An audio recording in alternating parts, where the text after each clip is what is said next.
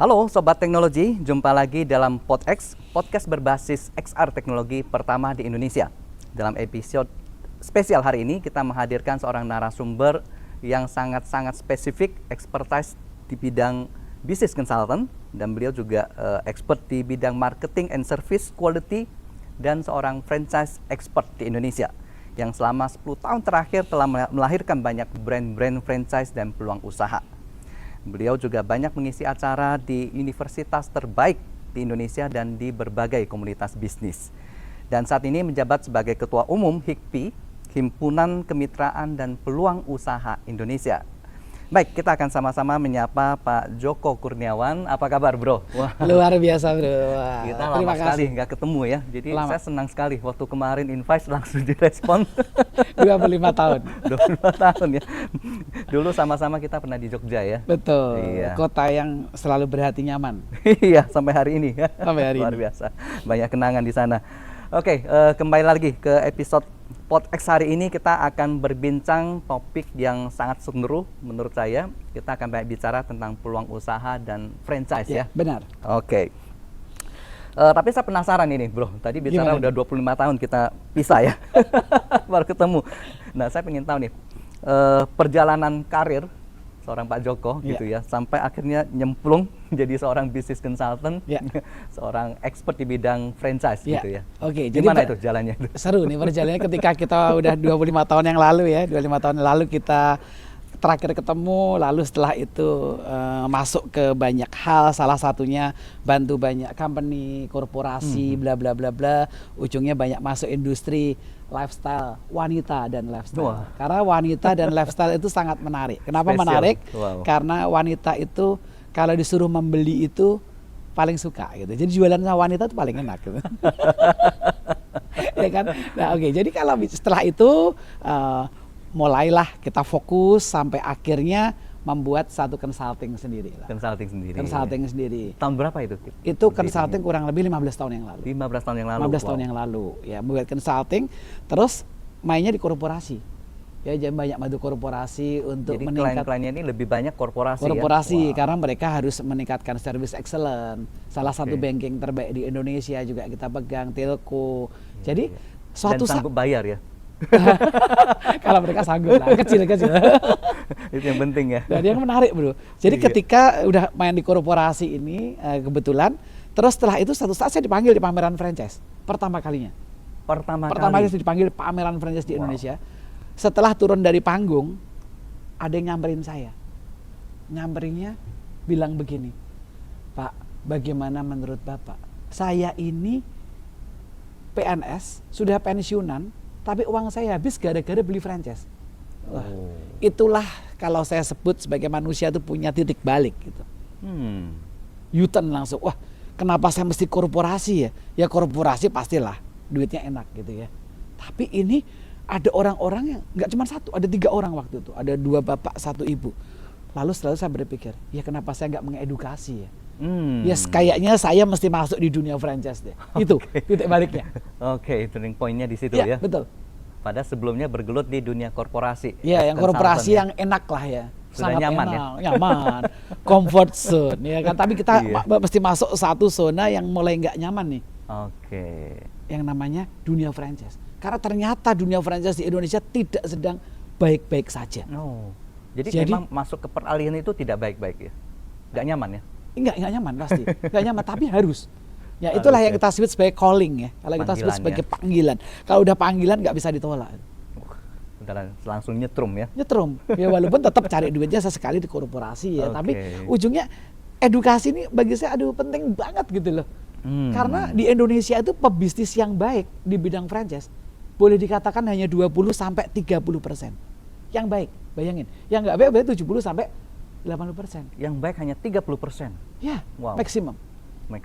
Ya. Jadi yang jeleknya ini banyak. Yang nakal. Suka cari duit di awal, habis itu tidak bertanggung jawab. Hit and run gitu ya. Hit and run. Wah. Dan menariknya gini, Bro. Kenapa kok bisa nih pemain-pemain jahat di bidang franchise itu kok tetap bisa hidup? Tapi saya disclaimer dulu ya, mudah-mudahan nanti tidak menyebut brand ya. Oh tidak. Kita nggak boleh nyebut Mulai brand. ada deg-degan soalnya. Enggak. Tidak ada brand yang disebut, aman. Brand yang baik nggak disebut, yang jelek juga nggak usah disebut. Okay. Takutnya mulai deg-degan gitu ya. 70% berarti banyak ini. Baik. Sangat banyak. Oke. Nah, lanjutan ini. Ya. Tadi turning point-nya kita udah tahu. Ya. Tapi begitu mulai menjejakkan kaki gitu ya, udah mulai test the water gitu ya. Akhirnya tetap memutuskan jalan terus ya, meskipun tahu itu wah bukan zona yang nyaman gitu ya. Jalan terus. Karena ternyata satu juga, kalau selain kita mengedukasi, ternyata di Indonesia itu konsultan franchise masih sangat kurang. Oh, oke. Benar-benar kurang, belum banyak. Sehingga nggak ada orang yang mengetahui di bidang franchise. Itu franchise agak susah karena kalau kita sedang membenahi franchise, bro, itu berarti kita sedang membenahi semua hal. Contoh, operasional yes, marketing juga yes, sistem IT-nya juga yes. Terus marketing komunikasinya baik offline maupun online. Belum ekosistem terkaitnya ya, para vendor ya. Benar sekali. Jadi luas ya. Kalau bicara franchise, sebenarnya kita begitu konsultasi franchise, perusahaan mau go franchise, maka sebenarnya dia sedang disiapkan semua hal yang terkait dengan bisnis, semua hal. Saya jadi keingat ya, karena salah satu background saya kan memang di bidang IT. Ya. Kita cukup sering implement ERP gitu ya. ERP, betul. Kalau udah masuk ERP memang semua ya. Betul. Semua lini ya. Betul. Dan yang menarik lagi di franchise itu, pebisnis apapun itu kategorinya, ketika bicara IT, kadang-kadang kita juga kembali lagi nih, prihatin lagi. Kan dunia IT kayak udah canggih banget ya. Software udah canggih banget. Tapi yang namanya pebisnis itu pakai software kasir yang namanya POS itu nggak ngerti kalau resep ternyata bisa diupload ke atas. Nggak ngerti juga. Jadi ketika saya tanya nih, lucu ya. Jadi stoknya gimana, Bu? Ya stoknya kita stok manual. Masih manual. Terus bagaimana dapur itu kalau nasi goreng itu gimana? Yang keluar apa aja? Nasinya berapa? Terinya berapa? Petenya berapa? Nggak ngerti semua. Padahal punya software. Nah, jadi tidak ngerti yang namanya BOM-nya ya, bill of materialnya itu nggak ngerti. Nggak ngerti. Nah itulah, jadi ternyata begitu masuk ke franchise itu menarik, karena seperti dibenahi semua A to Z. Wah. Oke, saya ingin masuk lebih jauh lagi nih, makin penasaran gitu ya. Kita kan belum lama, ya mungkin sudah berapa tahun lah, 2 hampir 3 tahun lewat ya.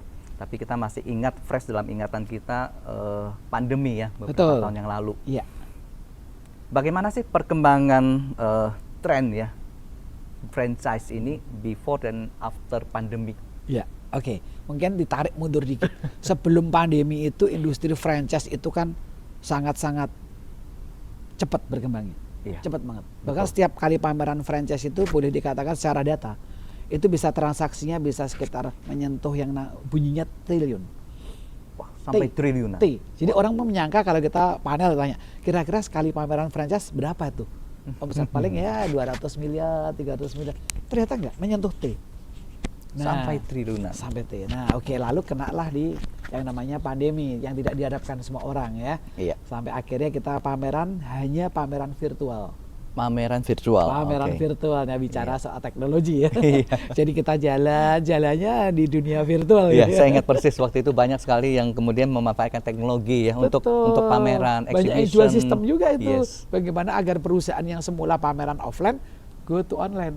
Jalan-jalan digital ya. Jalan digital, webinar tiba-tiba tren banget. Betul. Ya, marak ya. Yes. Nah, setelah itu udah pandemi, ketika pandemi kita hanya bisa maintain. Beberapa industri masih hidup. Kuliner termasuk salah satu yang beberapa brand juga kuliner. Masih hidup. Wah, ini benar sekali. Asal yang mereka siap kembali secara teknologi lagi. I see. Mereka harus siap. Jadi orang-orang yang ketika pandemi itu jualan franchise dan dia punya database, maka dia tetap bisa jualan. Benar dong? Karena dia punya data. Lalu dia tinggal hubungin, Bu, kami siap kirim ke rumah Ibu ya. Beres dong. Benar nggak? Benar.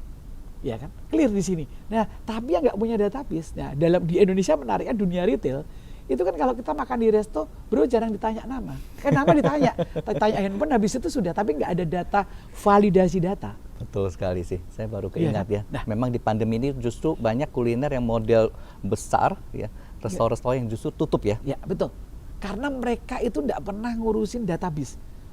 Manusia super, orang-orang besar udah nggak percaya lagi. Udahlah kita udah besar, nggak pernah tahu. Tapi yang kecil-kecil kan karena masih sedikit customernya ya, data masih dicatat, masih aktif bikin kuesioner, namanya ada. dikasih hadiah kecil-kecilan, sehingga punya data. Yang punya data hidup. Oh. Nah, kembali nih soal, maka IT is very important ya.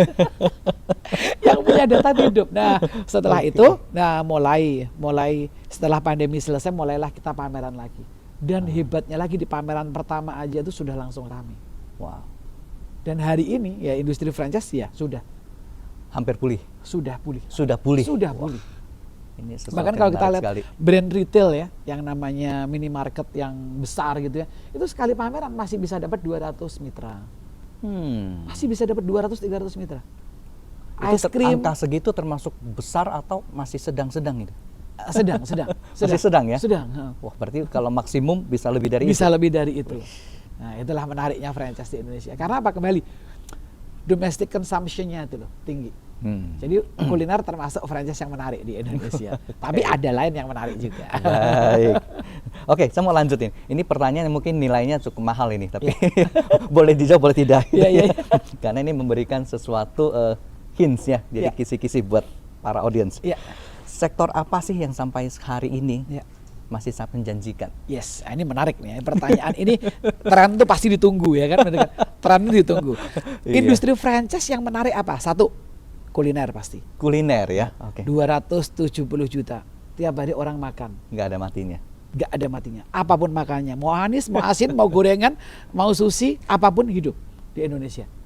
Bahkan orang Malaysia, ketika saya balik dari Malaysia, saya kemudian mentoring beberapa pebisnis di Malaysia yang pengen masuk market Indonesia. Pengen masuk market itu Indonesia. Semuanya tertarik soal kuliner. Karena apa? Kalau di Malaysia yang makan cuma 30 juta. Iya. Di Indonesia 270 juta. Wow. 9 kali. 9 kali lipat. Makanan pertama pasti ya, kuliner, baik makanan atau minuman, ya. Yang kedua adalah gaya hidup, lifestyle. Lifestyle apa isinya? Klinik kecantikan, refleksi, salon, masih menarik. Oke. Jangan lupa dicatat. Catat ya, harus ya. Yang ketiga, yang menarik banget adalah edukasi. Oke. Pendidikan itu bicara soal sekolah, bahkan sudah ada sekolah level SMA yang difranchiskan, sudah ada. Level SMA? Iya, difranchiskan. Bimbingan belajar, kalau kita dengar bimbingan belajar, orang membaca huruf ya, matematik, itu semuanya masih sangat bagus. Dan orang-orang luar pun berlomba-lomba masuk ke Indonesia. Salah satu brand dari luar yang masuk ke Indonesia adalah menarik sekali. Ini saya bocorin dikit ya. Cuman belajar, kalau di Indonesia itu belajar ngaji ya. Belajar ngaji ini kan biasanya di masjid ya, sama Pak Ustadz. Ini benar-benar ada brand dari luar yang masuk untuk buka bimbingan belajar kategori ngaji. Mengajar orang mengaji. Yes. Wow. Bayangin, Indonesia mayority Muslim. Buka kursus ini ya udah pasti dijamin lah lancar bisnisnya, enggak? Ya, bro? Nah, jadi banyak sekali bisnis-bisnis itu yang sangat menarik, luar biasa. Cuman kadang-kadang kita itu nggak paham. Bisnis mesti yang wow banget, enggak.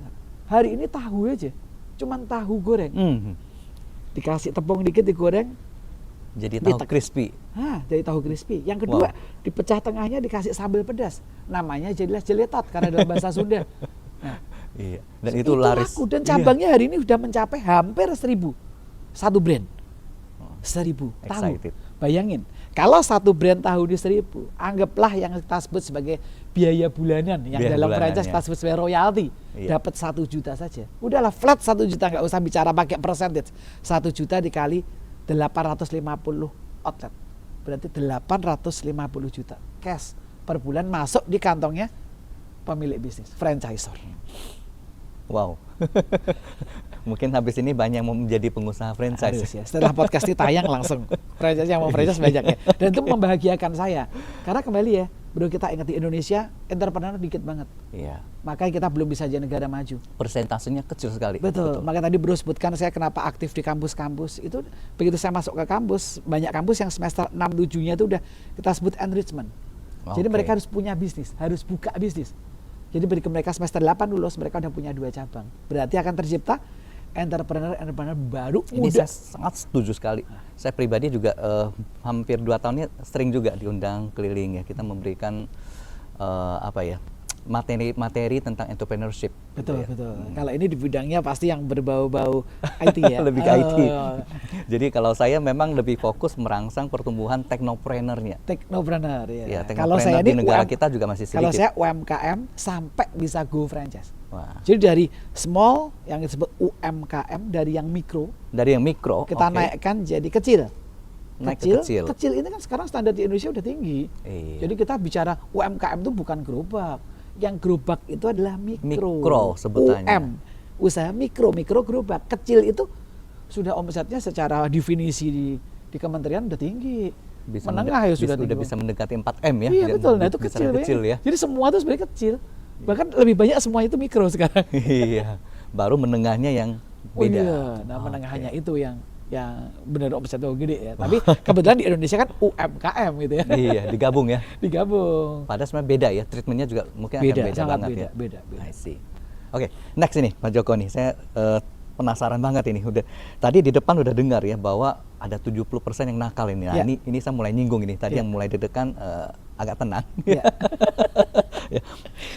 Kita akan bicara tantangan yang terbesar sampai hari ini dalam mengembangkan industri franchise di Indonesia. Ya, tantangannya tentunya kita harus menciptakan franchisor, itu sebutan pemilik bisnis ya. Pemilik bisnis itu franchisor. Franchisor. Itu menciptakan franchisor yang punya hati yang baik, yang mau menolong orang lain.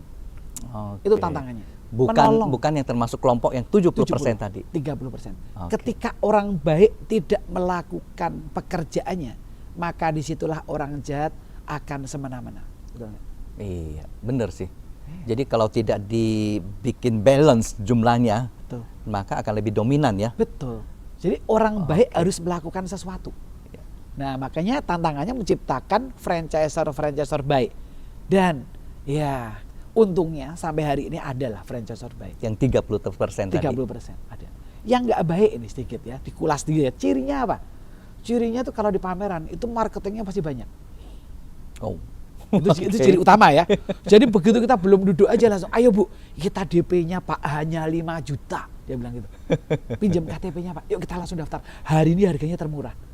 Wow. Orang daerah dibegitukan agak ngeper sama orang Jakarta, betul dong ya? Iya. Terus langsung ngisi data.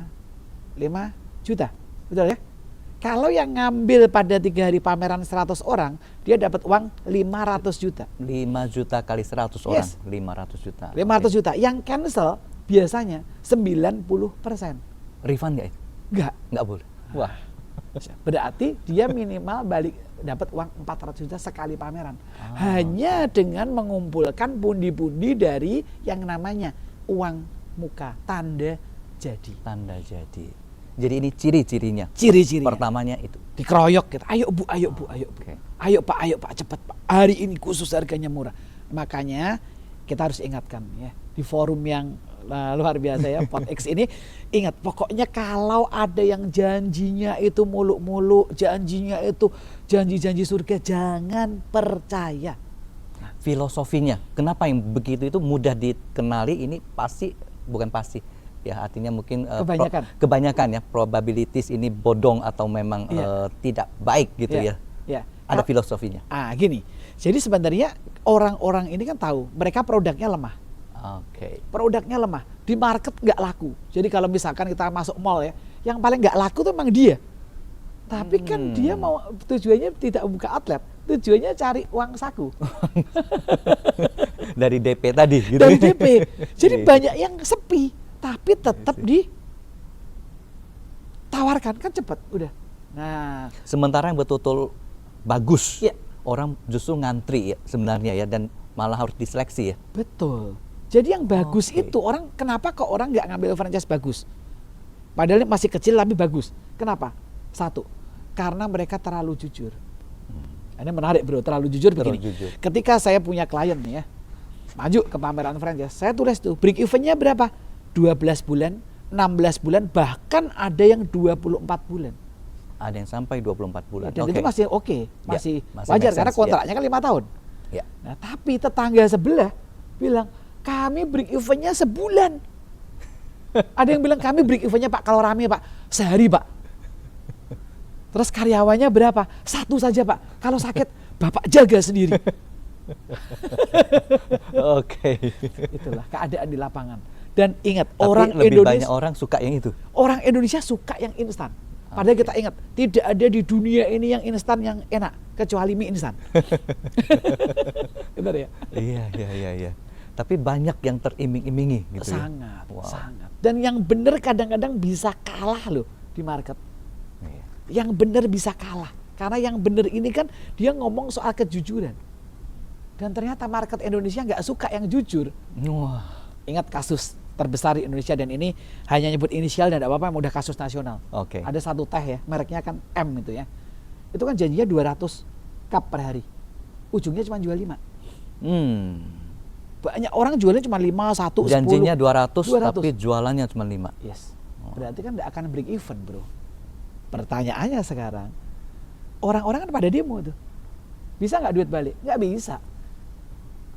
Itu kejadian persis kita beli rumah. Belum beli rumah pernah nggak baca detail perjanjian notaris? Notarisnya hanya bilang, pada umumnya ya Pak. Pada umumnya, betul. Sama di franchise, udah Pak perjanjiannya begitulah. Oke. Nah, begitu mereka nggak untung, mereka nuntut yang nggak bisa. Ada perjanjian Bu, dalam bisnis franchise dikatakan bahwa ada resiko bisnis.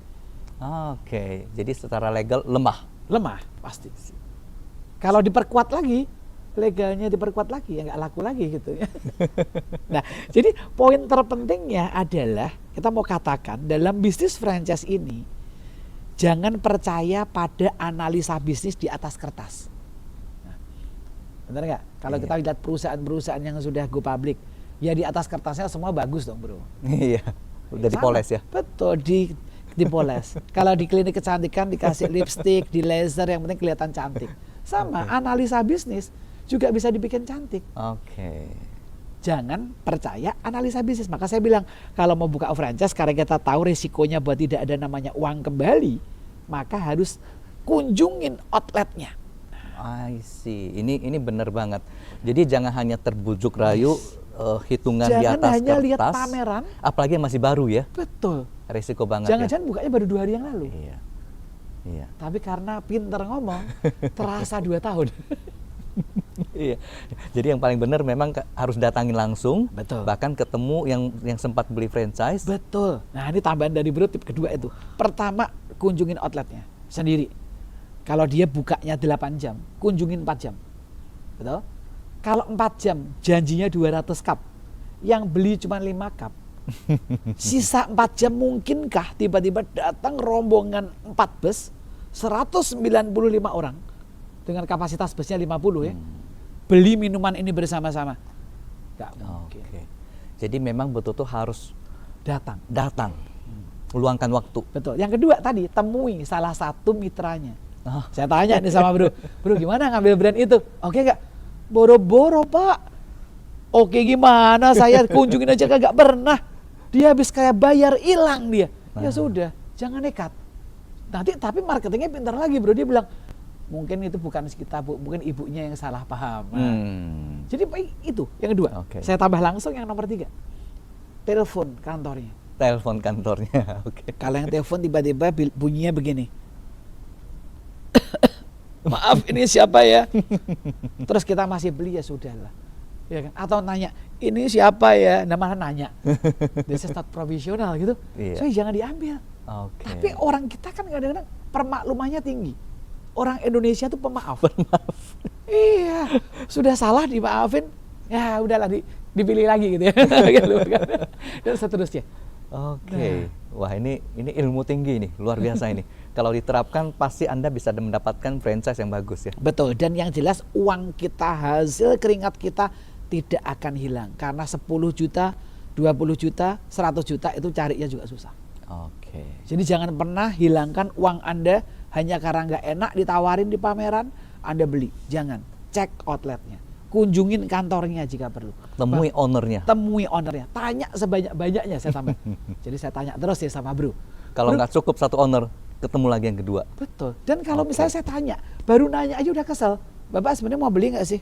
Dengan ekspresi Bapak mau beli atau mau nanya-nanya? Ya sudah tinggalkan aja. Jangan nekat, kan begitu. Lalu yang nomor 5 kembali nih soal dunia sosial. Sosial media. Yang ada di medsos ya. Cari dong di internet terkenal nggak? Kalau dia nggak terkenal, kamu ngambil, ya ngapain? Ya lebih baik buat sendiri aja. Oke. Karena franchise bicara soal menduplikasi sistem yang sudah teruji, yang sudah menguntungkan untuk dipakai orang lain agar mereka juga untung. Ini ilmu tinggi lagi, filosofinya tinggi lagi. Jadi kalau di medsos kita cek ternyata namanya juga nggak ada, ya. Apa istilahnya malas melakukan branding. Iya. Artinya memang tidak bahkan pro ya. namanya aja nggak muncul. Iya.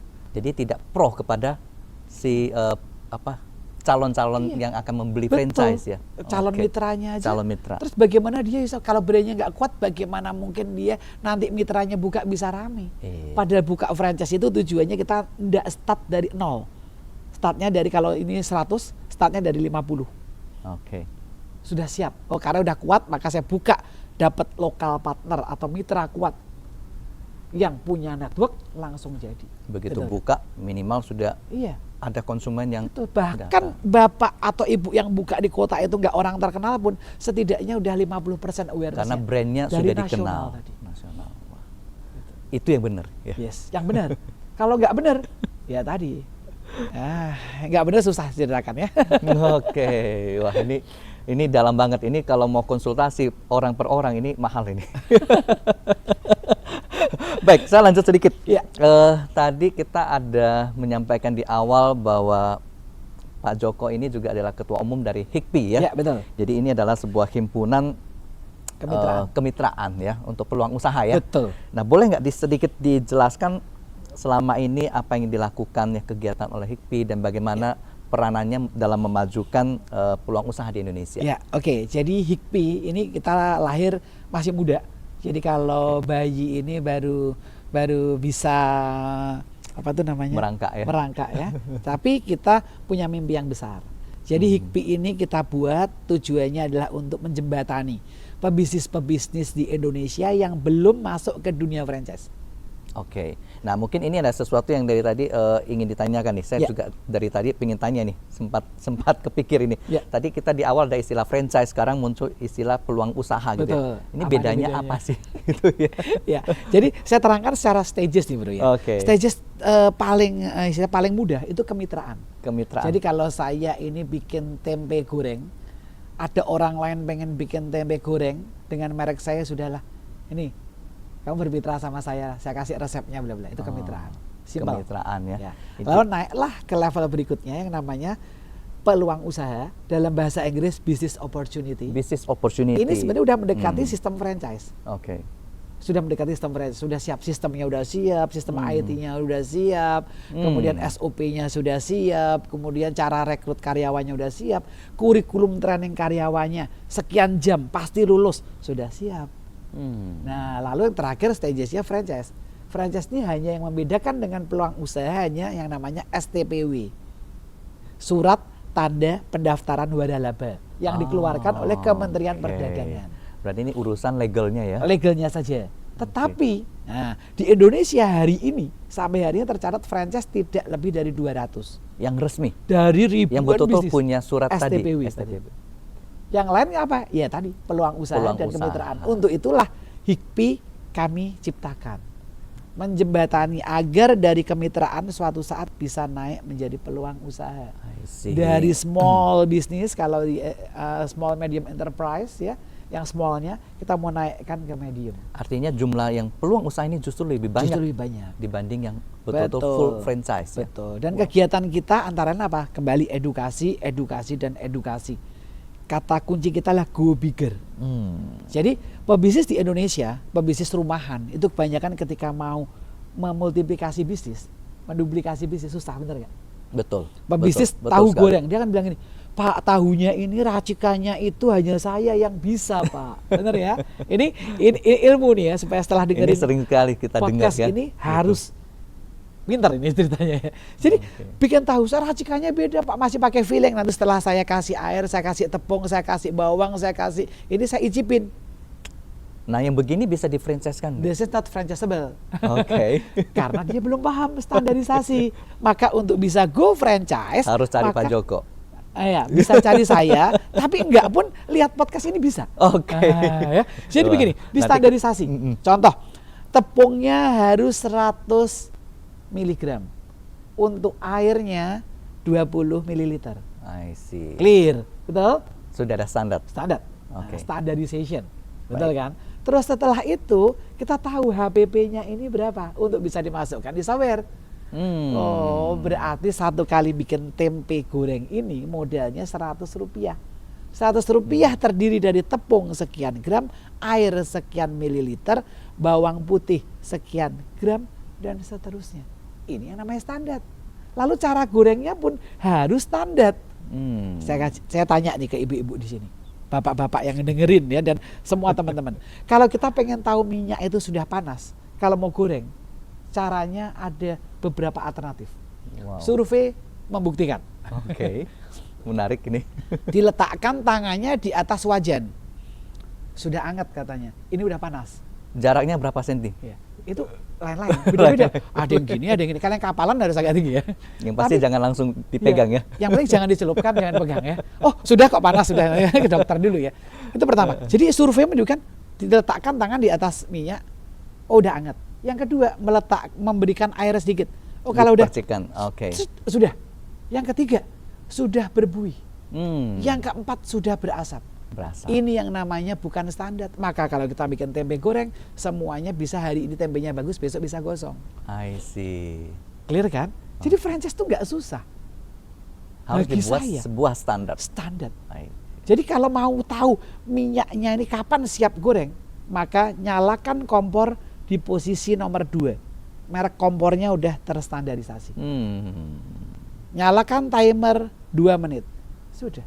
2 menit kita mau ngapain aja? Bunyi. Ting. Oke. Masukkan tempenya. Tunggu selama 3 menit. Udah. Gak usah diapa-apain. Wah. Tapi bagi orang-orang yang tidak ngerti bisnis ini, susah menjelaskannya. Bahkan menjelaskan seorang koki saja susah. Karena seorang koki akan mengatakan, masak itu pakai seni, Pak. Kalau masak pakai seni, maka franchise tidak akan ada. Wow. Tidak pernah ada yang namanya brand yang ayam goreng merah terkenal. Tidak pernah ada burger yang terkenal di Indonesia dari Amerika. Nggak ada. Betul nggak? Ini insightful banget, luar biasa. Standarisasi, kata kuncinya itu. Bahkan kita jual es teh tawar, harus tahu nih HPP-nya berapa. Bahkan kita jual mie yang sekarang lagi viral itu, yang buka dimanapun, bentuknya gede banget, dan semua orang kalau disuruh beli franchise ini mau juga.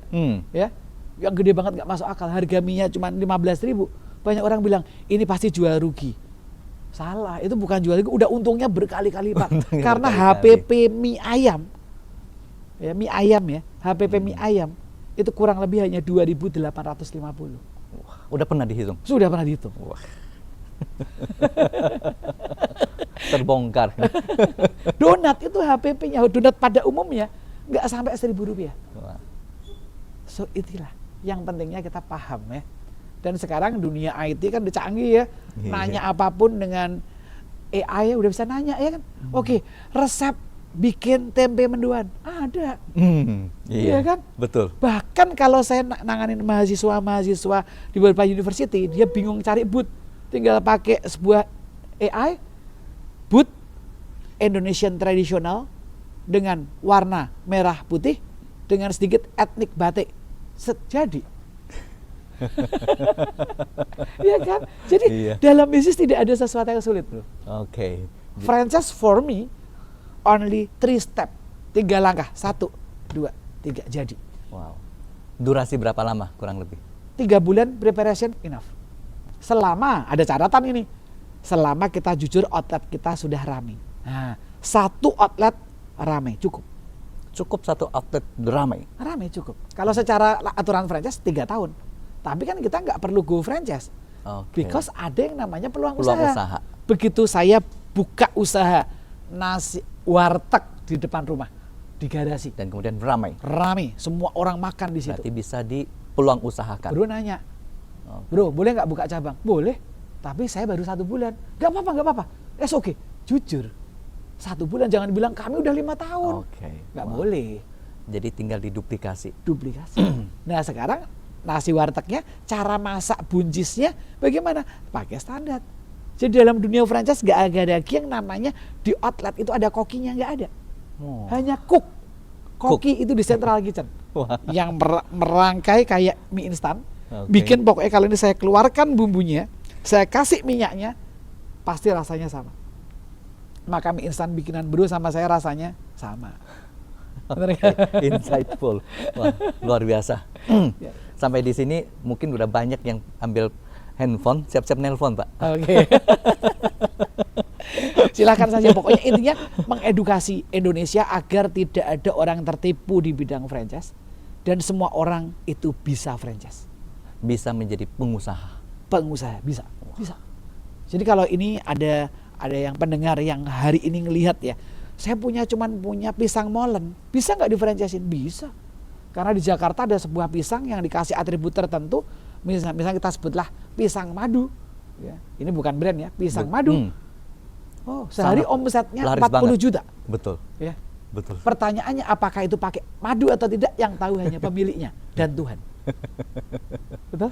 Iya. Jadi bicara bisnis, bicara the concept of business. Don't talk only about produk yang mau dijual. Itu bukan produknya. Konsep bisnisnya. Konsepnya. Maka jangan heran kalau ada warung mie instan, saya bisa jual 4 miliar dan laku. Ada es krim yang sejak dulu sudah ada, ketika dikasih brand baru, ya just es krim, cuman diubah bentuknya, warnanya, colornya, bisa dijual franchise-nya 1 miliar. Wah. Because of amazing bisnis. Konsep itu penting sekali. Betul. Dan itu yang bisa mengubah mindset seseorang. Betul. Oke. Konsep dan mindset. Nah, kenapa? Dalam hidup kita, coba kita ingat ya, dari Senin sampai hari Jumat hari ini, kita banyak ketemu orang positif atau orang negatif? Jawabannya pasti negatif. Contoh nih, kita punya tetangga nih Bro, ya, tetangga mau bikin bakso.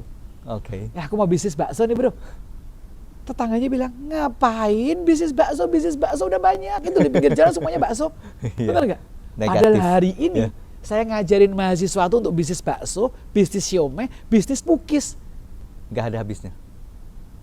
Dan semuanya jalan. Semua jalan. Jadi jangan pernah menghina bakso. Jangan pernah menghina mie instan. Jangan pernah menghina siomay. Bahkan makanan tradisional, mau kue cubit, mau pukis, mau martabak, semuanya bisa diapain saja. Jadi ini memang membuktikan bahwa sebagian besar masyarakat kita, orang-orang kita ini selalu mulai dengan sebuah pemikiran negatif. Betul. Mindset yang bisnis sudah keliru. Banyak. Banyak enggak kan tergantung. Rezeki itu beda-beda. Iya. Berkat itu beda-beda. Sang pencipta yang sudah mengaturnya. Tinggal kita mau atau tidak. Maka dalam bidang franchise, kemitraan, peluang usaha, Anda mau atau enggak? Kalau mau, Anda bisa. Bukan soal mampu. Super banget ini. Bukan soal mampu pasti. Oke. Wah, super banget ini. Kita akan masuk menggali lebih dalam ini terkait peluang usaha dan franchise ini, Pak Joko. Apa faktor kunci keberhasilan dalam membangun sebuah brand franchise atau peluang usaha? Ya, oke. Nah, ini makin simpel lagi sebenarnya. Pertanyaan makin susah. Padahal dalam pandangan saya ini makin mahal ini harusnya. Makin mahal ya. Pertanyaan Tapi ini. karena ini saya sehari-hari di dunia ini sebenarnya mudah. Oke. Nah, seperti saya kalau di bidang IT saya nanya sama Bro gitu. Ya jadi kesuksesannya apa? Satu, buka outlet. Kalau ini start dari buka outlet, maka jadikan outlet Anda ramai. Udah. Bikin seramai mungkin. Ramai mungkin, jadikan viral. Okay. Udah ramai. Sudah ramai, udah nggak usah ngapain. Kita duduk saja, akan ada nanya. Bapak di sana akan nanya, mau buka cabang boleh nggak? Betul ya Pak? Bro, mau buka cabang boleh nggak? Benar nggak? Kalau ramai. Kalau ramai. Pasti dan viral ya. Ya, ramai. Setelah ramai, bikin standarisasi, jangan lupa. Bikin standar standarisasi udah cerita dari awal tadi. Jadi jangan lagi ini seni gitu. Iya, ada yang bilang, Pak, gado-gado kalau diulek itu pasti lebih enak. Benar nggak? Kita pernah dengar ya? Yes. Apalagi yang ngulek cantik lebih enak katanya gitu. Itu kan lain, ini kan bukan bicara produk berarti, ambience. So pertanyaannya bedanya apa? Ketika gado-gado saya ulek di belakang, tapi satu saya blender deh, nggak jadi saya ulek. Saya satu blendernya halus, satu blendernya kasar. Lalu saya dalam storytelling saya katakan, kami bikin bumbu gado-gado kami ini dengan cara tradisional. Saya nggak bilang diulek loh, saya nggak bohong ya. Iya. Cara tradisional berarti kan ulek. Tradisional. Kan? Konsepnya kan ulek, bayangin. Homemade. Iya. Ulek. Yes. So, jadi ulek itu konsepnya pasti lebih enak. Tapi kalau kamu mau ngulek ya nggak jadi franchise, ya nggak? Iya. Wow. Jadi bikin rame, lalu standarisasi, berikutnya mulai branding. Branding. Nah, branding. Jadi franchise hanya bicara soal branding, bukan bicara produknya bisa sama, tapi branding yang berbeda menghasilkan sesuatu yang berbeda. Lalu berikutnya apa? Udah mulai ini tiga-tiganya udah kuat, sudah mulai bikin prospektus bisnis. Prospektus Ya, bisnis. isinya apa? Sejarah perusahaan, analisa bisnisnya. Oh, kalau sehari omset sekian, profitnya sekian, HPP sekian. Financial projection ya. Financial projection. Oke. Oh, ternyata untuk buka satu outlet ini profitnya 50 juta. Modalnya Modalnya. ternyata cuma 20 juta. Iya, 20 juta. Oh, sebulan break even dong berarti. Contohnya begitu.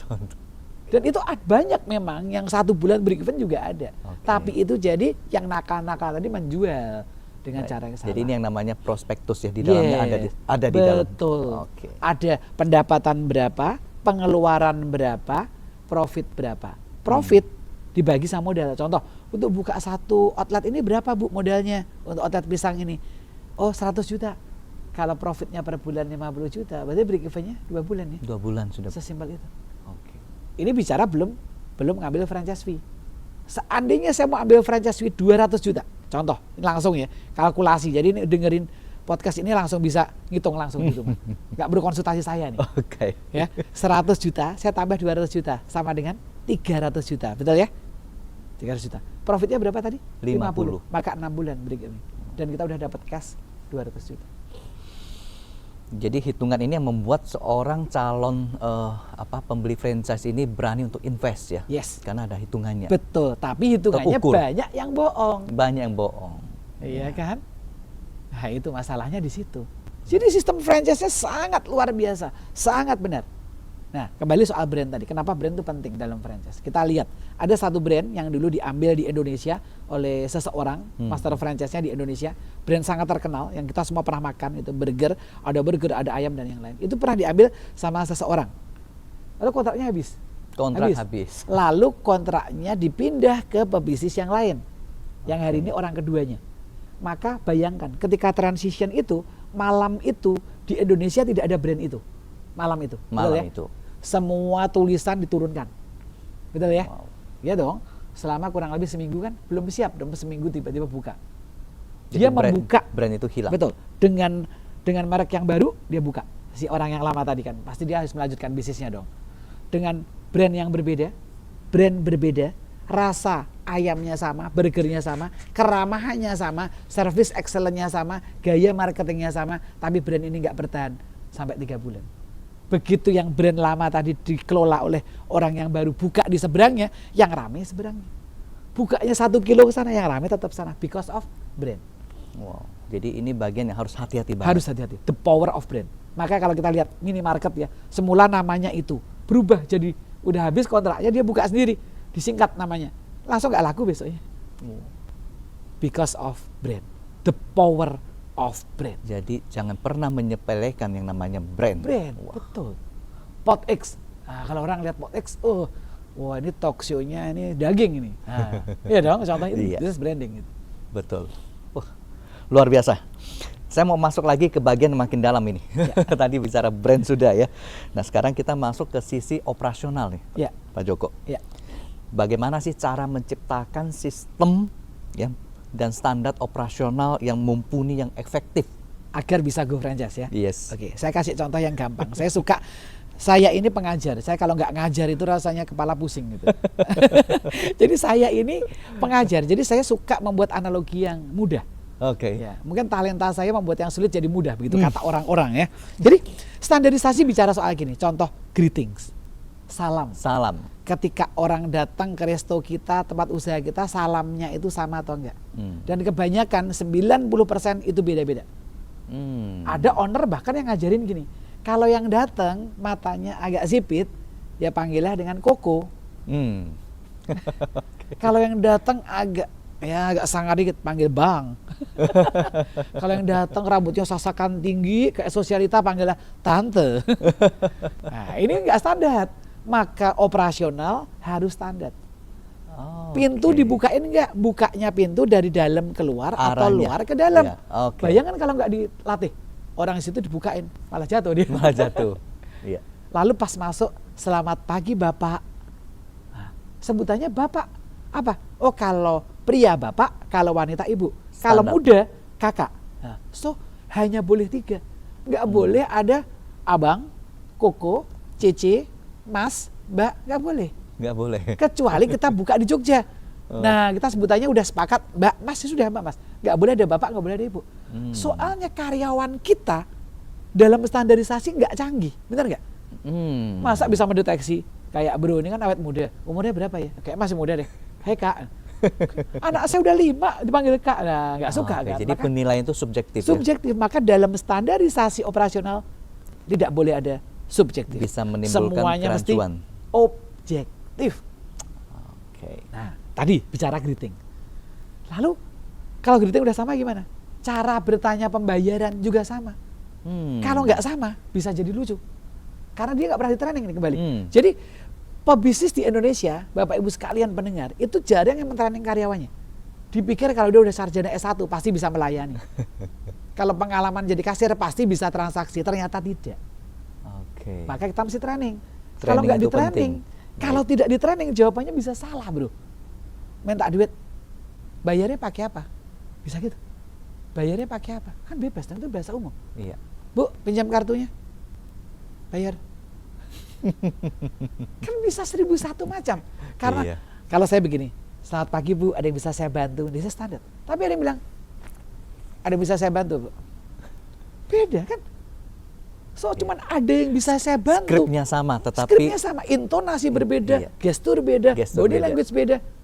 orang menangkapnya Ekspresi akan beda. berbeda. Yes. Yes.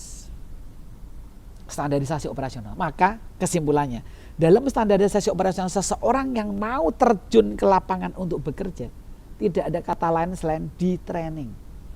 Dia mau mengatakan sudah 15 tahun Pak jadi waiter, tetap harus di training. Agar standarnya sama. Sama. Maka beberapa brand minimarket yang di Indonesia cabangnya udah sampai 17.000 itu, dia bisa mentraining karyawannya hanya dengan sekian jam. Let's say yang belah tonjonan 40 jam. Beres, pasti jadi.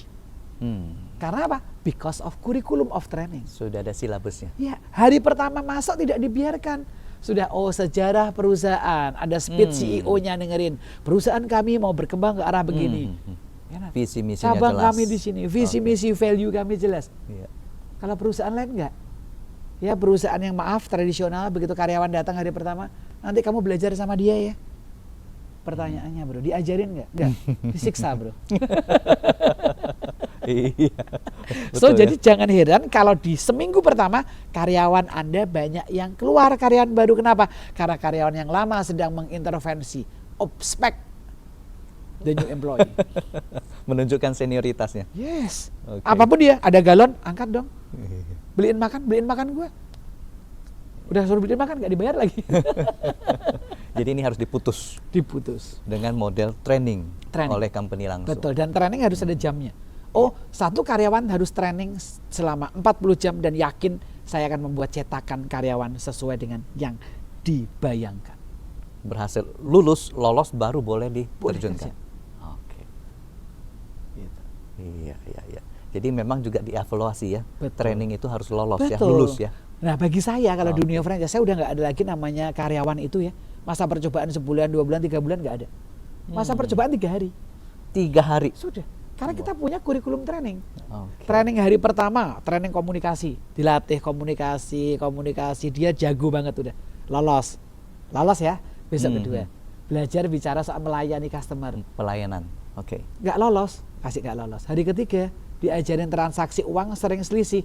Nggak lolos. Yang nggak lolos 2, yang lolos 1. Udah, hari ketiga cukup. Dibayar hari 3 hari, beres. Jadi efektif, efisien. Tapi harus sepakat bahwa memang karyawan direkrut setuju ya dengan cara itu. Harus setuju. Wah, super. Efisien. Super banget. Jadi jangan sampai gini, semua karyawan kontrak 1 bulan kerja. Contoh kita punya sopir, 1 bulan kerja di kontrak. Hari pertama udah jemput telat. Waduh masih 29 hari ya. Hari kedua nyerempet.